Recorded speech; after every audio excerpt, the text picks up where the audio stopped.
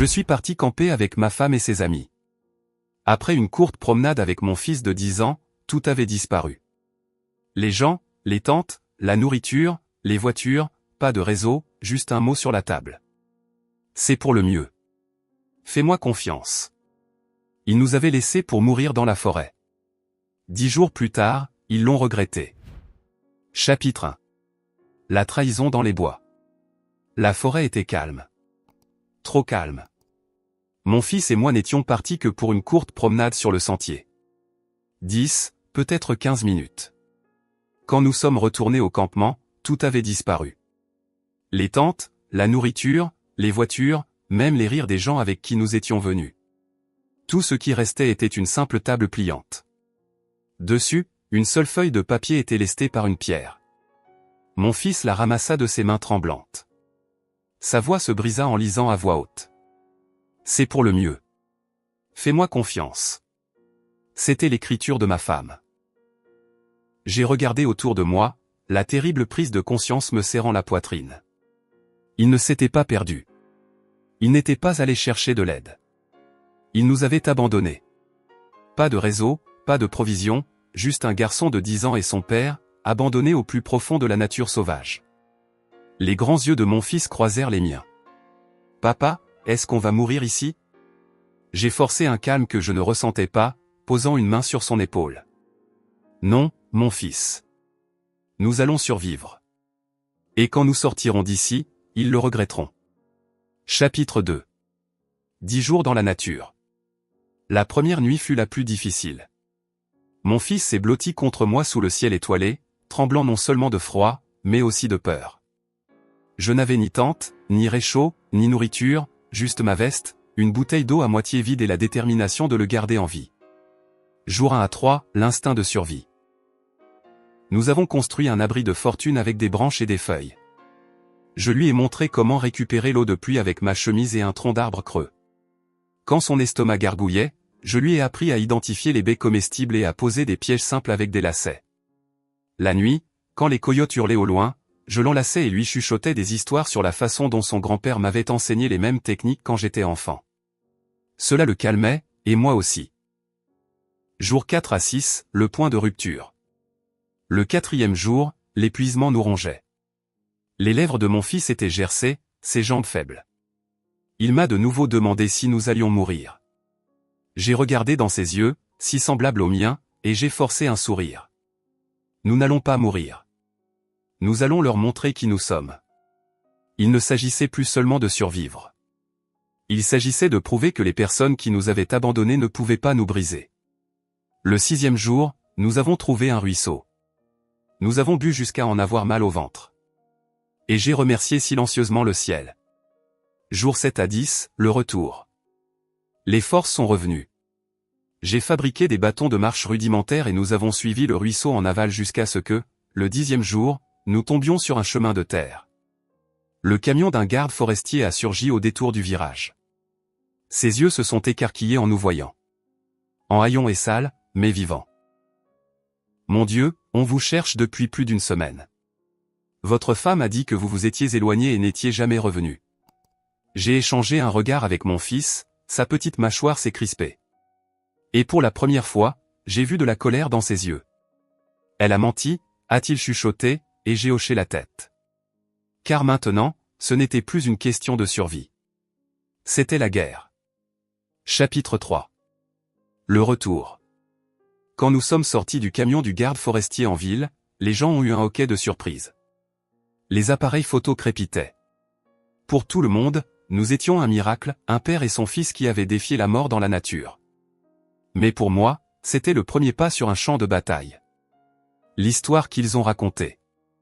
Au poste de police, les officiers ont expliqué ce que ma femme et ses amis avaient dit. Ils se sont éloignés et ne sont jamais revenus. Nous avons cherché, mais ils ont dû se perdre. Elles se sont dépeintes comme des témoins inquiets et impuissants. Certaines se sont même portées volontaires en larmes pour aider aux recherches, alors qu'en réalité, elles nous avaient laissé mourir de faim. Mais leur histoire présentait des failles. Les registres de recherche montraient qu'elles n'étaient pas retournées une seule fois dans la forêt après le premier jour. Pas d'avis de recherche, pas d'appel aux hôpitaux locaux. Rien. Le chef de la police s'est penché sur son bureau. Nous étions déjà méfiants. Les gens n'abandonnent pas un campement comme ça. Je n'ai rien dit. J'ai juste posé une main sur l'épaule de mon fils. Ce n'était pas le moment d'exploser. La vengeance exigeait de la patience. La loyauté des enfants. Ce soir-là, ma fille s'est précipitée dans mes bras en pleurant. Papa, je savais qu'elle mentait. Elle a dit à tout le monde que tu t'étais enfui, mais je ne l'ai pas cru. Mon fils, meurtri par 10 jours dans la nature, a murmuré, elle nous a laissés pour mourir, et je ne lui pardonnerai jamais. À ce moment-là, j'ai réalisé quelque chose. Ma vengeance n'était pas seulement pour moi. C'était pour eux aussi. Ils avaient besoin que justice soit faite. Le premier coup. Le lendemain matin, j'ai contacté mon avocat. Ensemble, nous avons rassemblé le moindre élément de preuve, le mot laissé sur la table, le témoignage du garde et de la police sur leur manque d'efforts de recherche, les rapports médicaux montrant la déshydratation et la malnutrition de mon fils, les relevés bancaires montrant leurs dépenses de « virée entre filles », pendant que nous étions portés disparus. Nous ne sommes pas allés les voir. Nous n'avons pas cherché la confrontation. Nous avons monté un dossier si solide qu'il les écraserait sous son poids. Et le moment venu, nous le rendrions public. De la même manière qu'elle nous avait abandonnés. Chapitre 4. L'heure des comptes. La tempête a éclaté plus vite que je ne l'avais prévu. Une fois que la police a reconstitué la vérité ou le mot, le témoignage du garde, l'absence de recherche, ils sont passés à l'action. Ce que ma femme et ses amis pensaient être un plan d'évasion astucieux ressemblait maintenant à toute autre chose, une tentative de meurtre par abandon. L'enquête de police.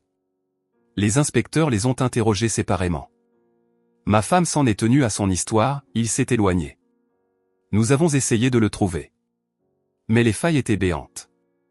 Les relevés bancaires montraient des visites au spa et des factures de restaurants datées pendant la période de recherche.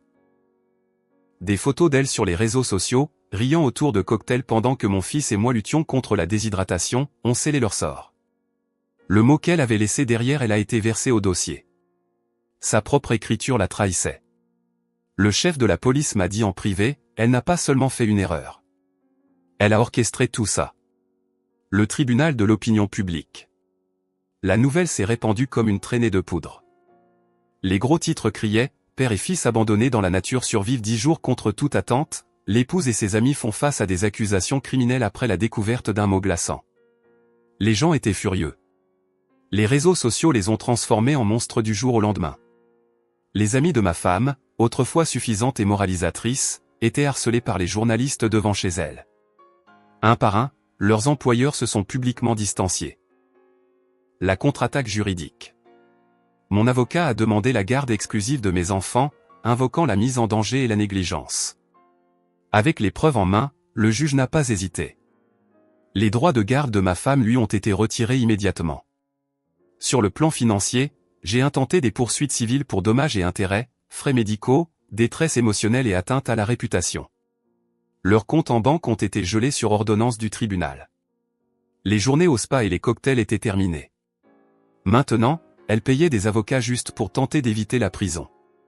Le coup de grâce émotionnel. Le moment le plus difficile est venu au tribunal lorsque mon fils s'est levé, sa petite voix tremblante mais ferme. Elle nous a laissés pour mourir. Je ne veux plus jamais vivre avec elle. Des murmures ont parcouru la salle. Ma femme s'est effondrée en sanglots, mais personne n'a bougé pour la réconforter. Ses amis n'osaient pas la regarder. Les mêmes personnes qui avaient ri en quittant le campement étaient maintenant assises en silence, réalisant qu'elles avaient détruit leur propre vie. Chapitre 5. La justice finale. Le tribunal est devenu le lieu où la boucle s'est bouclée. La sentence. Ma femme et ses amis, autrefois assez arrogantes pour nous laisser mourir dans la forêt, mon fils et moi, se tenaient maintenant, tremblantes, menottes au poignet. Le procureur n'a pas mâché ses mots. Ce n'était pas de la négligence. C'était un abandon, prémédité et délibéré. Le mot, les relevés bancaires, le témoignage du garde, les paroles de mon fils, le dossier était béton. Le marteau du juge s'est abattu, coupable. Elles ont chacune écopé de peines de prison pour mise en danger de la vie d'autrui et tentative d'homicide involontaire. Pas de sursis, pas de clémence. L'effondrement social. Les journalistes grouillaient à l'extérieur du palais de justice. Autrefois, ma femme aimait les flashs des appareils photo, se prélassant dans l'admiration. Maintenant, chaque flash gravait son image plus profondément dans l'infamie. Ses amis ont été ostracisés. Leurs employeurs ont rompu les liens, leurs familles les ont reniés, et même des parents éloignés refusaient de répondre à leurs appels. Elles n'étaient pas seulement en disgrâce, elles étaient devenues radioactives. La conclusion émotionnelle. Le vrai moment de justice est venu tranquillement. Après le verdict, mon fils a tiré sur ma manche. Sa voix était douce mais stable. « Papa, on a survécu ensemble. » Je l'ai serré contre moi. Des larmes me brûlaient les yeux, non pas de douleur, mais de fierté. Il avait traversé l'enfer avec moi et en était ressorti plus fort. Une conclusion poétique. Des mois plus tard, alors que je prenais la parole lors d'une collecte de fonds pour la survie en milieu sauvage, racontant notre histoire non pas comme une tragédie, mais comme un triomphe, j'ai remarqué des visages dans la foule hochant la tête, applaudissant, admiratifs. Et j'ai réalisé que les mêmes personnes qui avaient autrefois essayé de m'effacer m'avaient offert le plus grand des cadeaux. Un héritage bâti non pas sur leur approbation, mais sur la résilience, la force et la vérité. Elles pensaient nous avoir laissés pour mourir. Au lieu de cela, elles se sont enterrées elles-mêmes. Et mon fils et moi sommes sortis des bois, plus forts, unis et libres. Épilogue. Des années plus tard, sa vie derrière les barreaux. Ma femme ne s'est jamais adaptée à la vie en prison. Autrefois adulée lors des brunchs et des fêtes, elle est devenue un simple numéro de matricule. Ses amies, celles qui avaient comploté avec elle, se sont rapidement retournées les unes contre les autres, chacune essayant d'obtenir un meilleur accord. La trahison les a rongées de l'intérieur, tout comme elles avaient autrefois essayé de nous dévorer, mon fils et moi, en nous abandonnant.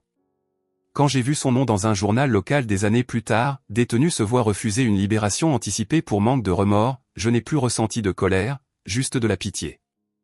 Notre vie reconstruite. Mon fils est devenu un homme qui portait des cicatrices, mais aussi de la force. Ces 10 jours l'avaient endurci, mais il nous avait aussi liés d'une manière que rien ne pouvait briser. Il est devenu un leader à son tour. Fort, résilient et loyal. Ensemble, nous avons raconté notre histoire. D'abord dans les écoles, puis dans des programmes de survie, et enfin lors de conférences nationales. Nous n'étions plus des victimes. Nous étions la preuve de l'endurance. Justice poétique. Un soir, après avoir terminé un discours lors d'une collecte de fonds, mon fils s'est penché et a murmuré avec un petit sourire. « Papa, tu te souviens du mot. C'est pour le mieux. Fais-moi confiance. » J'ai hoché la tête. Il a gloussé. Finalement, elle avait raison. C'était vraiment pour le mieux. Le public s'est levé pour nous applaudir, et j'ai réalisé toute la vérité. Elle nous avait laissés dans la forêt pour mourir, mais ce faisant, elle n'avait tué qu'elle-même. Et de cette nature sauvage, mon fils et moi sommes sortis. Pas seulement vivants, mais inarrêtables. Cette vengeance était-elle parfaitement justifiée? Dites-nous ce que vous pensez de cette histoire dans les commentaires ci-dessous. Aimez l'histoire si vous pensez que cette vengeance est justifiée. Partagez-la avec quelqu'un qui a besoin de cette énergie. Et abonnez-vous pour plus d'histoires stupéfiantes de trahison et de justice. Car ici, chaque mensonge a son heure de vérité. Et chaque trahison trouve son ombre.